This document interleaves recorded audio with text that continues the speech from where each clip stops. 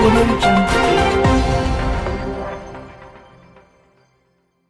चाहता हूं बेरोजगार संघ के लोगों को, जिन्होंने इस सरकार को झुकाने का प्रयास किया और मजबूर कर दिया मुख्यमंत्री को उनके बीच में जाने का, जो कुछ दिन पहले जिहादी बनाकर उनको कहते थे, लेकिन उनकी एकता ने, उनके जुनून ने, उनकी मांगों ने उनको मजबूर कर दिया। इसी प्रकार मैं आपसे भी आह्वान करना चाहता हूं कि आप भी अपनी मांगों को लेकर, जो अधिकार प्राप्त हैं आपको, जिनसे वंचित किया जा रहा है आपको, उसके लिए आप लगातार कोशिश करते रहेंगे तो निश्चित रूप से आपकी मांगों का समाधान होता रहेगा।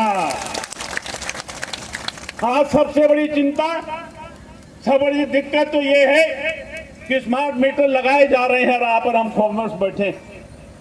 मैं धन्यवाद करना चाहता हूं, बहुत सारे संगठनों ने इस कार्यक्रम को किया, आसाराम जी भी कर रहे हैं, और उन्होंने आवाज उठाने का प्रयास किया कि आपके साथ ज्यादती हो रही है, आपके लिए शोषण का एक जरिया बनाया जा रहा है।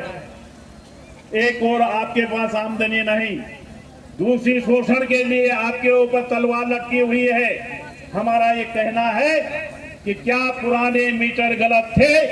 सरकार इसके लिए हाँ या ना में जवाब दे। क्या पुराने मीटरों की समय सीमा समाप्त हो गई? इसमें हाँ या ना में जवाब दे।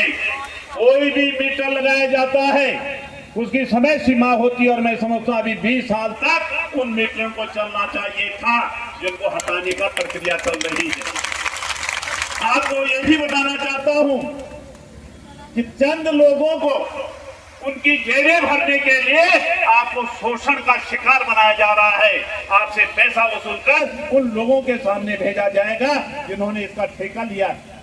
मैं आपको आह्वान करना चाहता हूं कि अगर कोई व्यक्ति आपसे पूछता है कि मीटर बनाने, स्मार्ट मीटर लगाने हैं, तो आप विरोध करिए, विरोध करिए, विरोध करिए, और ये कहिए क्या पुराने मीटर में क्या कमी है ये तो बता दीजिए।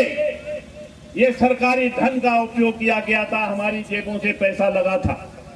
अब नए उसमें फिर नहीं तो टैक्स नहीं, सीवर नहीं तो टैक्स नहीं। आप सहमत हैं? हाथ खड़ा कीजिए। धन्यवाद। लाल ढांग चिल्लर खाल मोटर मार्ग 706 लाख रुपए स्वीकृत, 718 करोड़ की DPR स्वीकृत।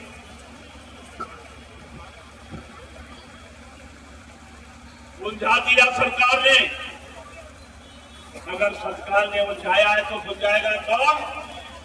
राज्य सरकार। पिछले 7 साल से सुप्रीम कोर्ट में मामला है, 10 का 10 है, कोई पैरवी नहीं है। कौन दोषी है? कौन करेगा? क्यों लापरवाही है? क्यों कोटद्वार की उपेक्षा है? इसको आपको सोचना है। NHAI जब बाईपास मोटर मार्ग बन रहा है, उसमें भूमिहीन, उसमें पट्टाधारक, उसमें भूमिधारी लोगों के साथ बहुत घिनौना अपराध किया जा रहा है। उन समस्याओं का निस्तारण किया जाए।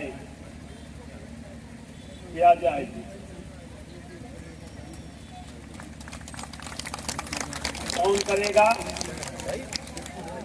राज्य सरकार करेगी।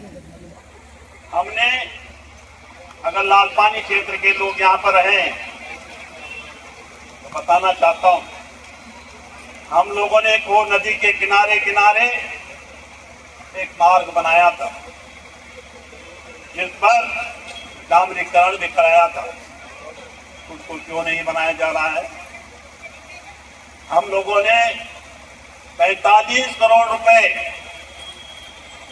दीवालों के लिए स्वीकृत करवाया था, क्यों नहीं किया जा रहा है? ये आपको पूछना है। जनता को सुविधाएं उपलब्ध कराना, जनता की समस्याओं को निपटाना, लेकिन वर्तमान सरकार शायद ये नहीं कर रही है। सब उल्टा जो है आपको नुकसान पहुंचाने के लिए, आपका शोषण करने के लिए, आपको जो है प्रताड़ित करने के लिए, आपकी जेब से पैसे ऐंठने के लिए काम कर रही है।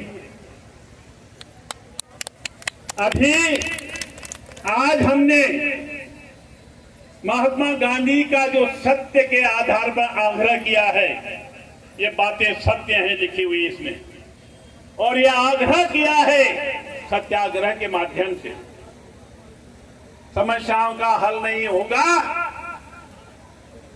तो ये आंदोलन उग्र भी होगा, हर वार्ड में होगा, हर क्षेत्र में होगा, और फिर बहुत बड़ी एक लड़ाई लड़ी जाएगी। लेकिन लड़ाई लड़ते लड़ते हम न तो रुकेंगे और न थमेंगे और न थकेंगे। लेकिन इसके लिए आपका सहयोग आवश्यक है। आपका सहयोग आपके कामों को निपटाने के लिए।